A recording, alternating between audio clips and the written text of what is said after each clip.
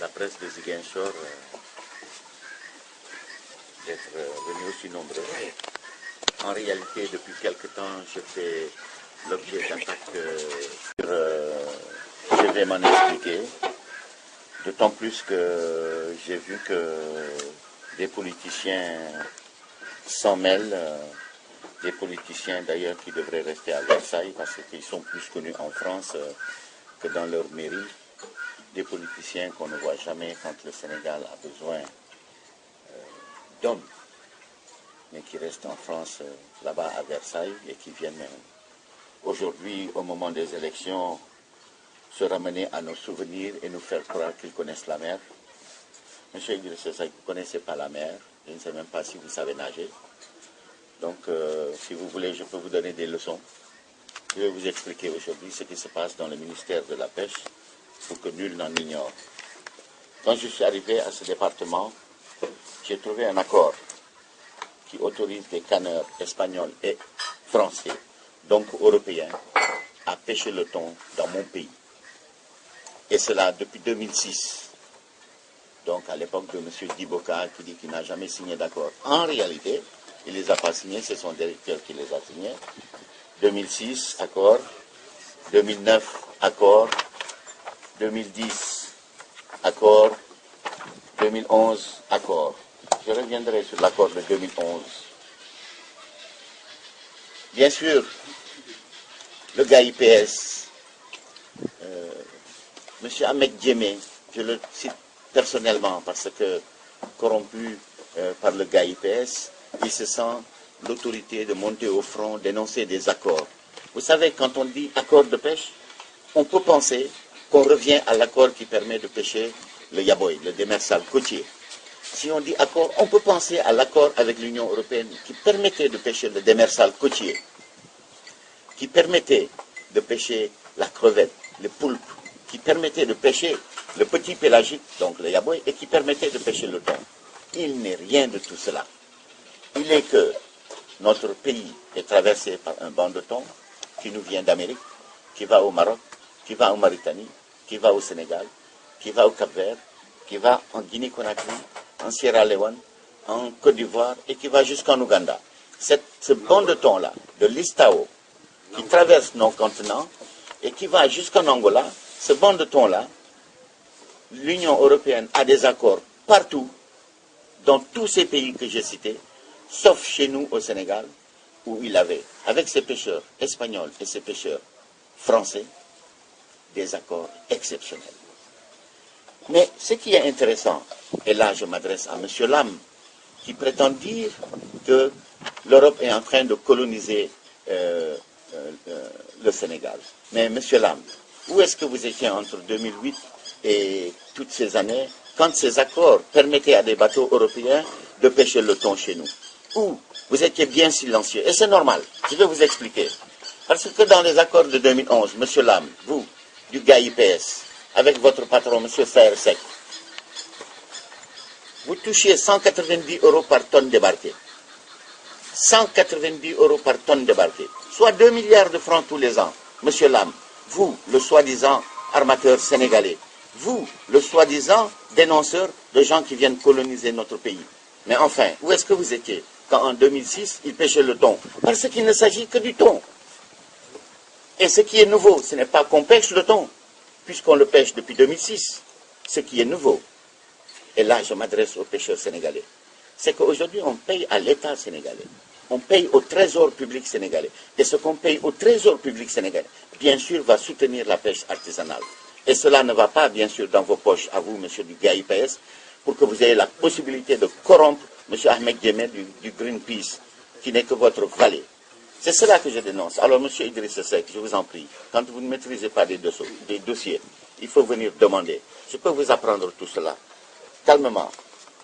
Maintenant, je vais expliquer, avec un graphique, ce qui se passait avant. C'est très important que tout le monde, pour que personne n'en ignore.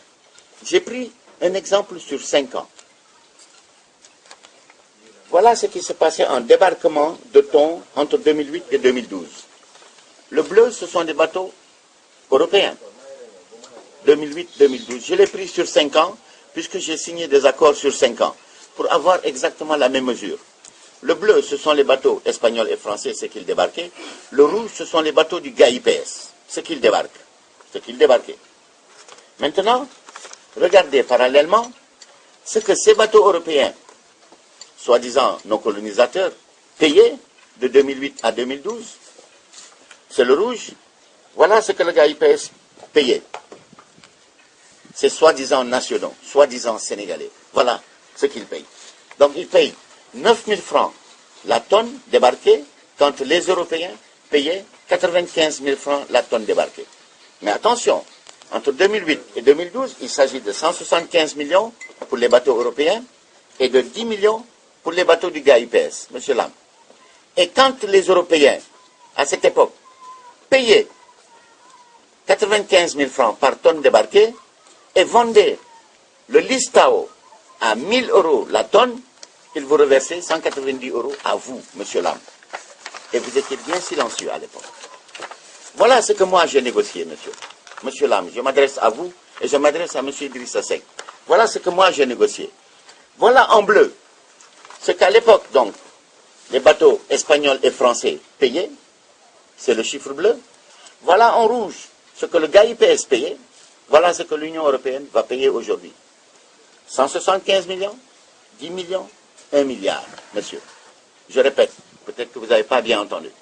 175 millions à l'époque, de 2008 à 2012, que les bateaux espagnols et français, donc européens, payaient au Sénégal. Et je rappelle que quand ils payaient cela, vous touchiez une dividende, vous, qui allait directement dans vos poches, monsieur Lam. 10 millions que le GAIPES payait, 1 milliard que l'Union européenne va payer. Maintenant, on parle d'accord. Bien sûr, pour trouver l'esprit des pêcheurs, on parle de sécurité alimentaire, mais aujourd'hui, toute la ressource est réservée à la pêche artisanale. Toute la ressource qui lui est accessible. Vous pouvez demander à des pêcheurs artisans qui ont 70 ans de métier, et je défie quiconque, notamment le petit corrompu là, Ahmed Diamé du Greenpeace, je le défie, de Gokhoumbadj, Saint-Louis, à Cabrousse, en passant par Lompoul, Kayar, Fass Mbao, Mbour, Joal, Kafountine, Yarakh, Soumbédioune. Je vous défie de trouver un pêcheur qui vous dit, moi je pêche le listao. Il y a à Yoff une petite unité de pêcheurs qui pêchent à peu près 100 tonnes par année, de thon albacore. Il faut faire la différence, monsieur, entre le listao et l'albacore. Et de toute façon, les instances internationales autorisent le Sénégal à prélever 50 000 tonnes. Nous n'avons, hélas, même avec les Européens, nous pêchons que 14 000 tonnes. Ils vont nous payer, je reviens là-dessus, c'est très important, ils vont nous payer de compense pour la pêche 15 millions d'euros et ils vont soutenir avec le commissaire au développement 4 projets majeurs que j'ai négociés, monsieur. 4 projets majeurs, la recherche avec le CROT, la surveillance, parce que nos ressources sont pillées, et vous le savez très bien. D'ailleurs, je m'étonne que nos ressources sont pillées, mais nous viendrons bientôt sur l'audit de 2008 qui dit bien, monsieur Lam, le soi-disant armateur sénégalais, que la plupart de leurs bateaux sont des prête-noms, ce sont des bateaux européens qui viennent se réfugier chez nous et qui ont des sociétés fictives, fantoches. Et c'est eux qui nous traitent, nous, de colonisateurs, vous savez. Il est très important de savoir que Souleymane Ndéné Ndiaye, l'ami de Saher Seck, qui avait permis donc de verser les 190 euros par tonne, s'active quand M. Wade il vient. Et peut-être cela permet à M. Seck, et je rappelle, M. Seck, vous qui faites la morale, je rappelle que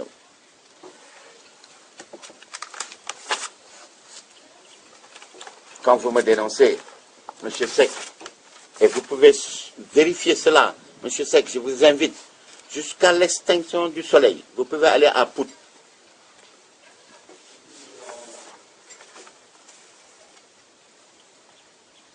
Et à Pout, vous pouvez voir votre sœur Ndeye Seck. Vous pouvez lui demander, dans sa maison que vous lui avez construite, parce qu'avant, elle louait une chambre qu'elle n'arrivait même pas à payer. Vous le lui avez construit, vous. Et même les chèvres et les poules sont dans des chambres carrelées, monsieur Seck. Allez à Pout, avant que le soleil ne s'éteigne. avant de traiter les gens, parce que moi je me sacrifie pour mon pays, et moi je suis là, je ne suis pas à Versailles, monsieur Seck. Quand vous vous croulez là-bas à Versailles, en train d'ignorer le Sénégal et que vous débarquez à 2 mois des élections locales pour nous faire croire que vous venez ici en euros. Tout le monde se souvient de tout ce que vous avez fait dans ce pays-là. Et je rappelle que vous m'avez cotisé très longuement pour que je sois votre partenaire. C'est peut-être cela qui vous fait mal, parce que je ne veux pas travailler avec vous. Même qu'au-delà de cette signature, qu'il y aurait des choses secrètes. Vraiment. J'espère qu'il va les sortir avant que le soleil s'éteigne. Et je l'attends, et je le défie. Parce que moi, ce que j'ai négocié, c'est la régularisation du thon. Je répète, et peut-être c'est un petit oubli, excusez-moi, nous avons signé pour 2 bateaux, sur 1 an. 2 bateaux, sur 1 an. Donc, nous avons négocié d'aller voir le merlu profond. C'est une ressource qui n'est pas pêchée par la pêche artisanale. Sauf exceptionnellement.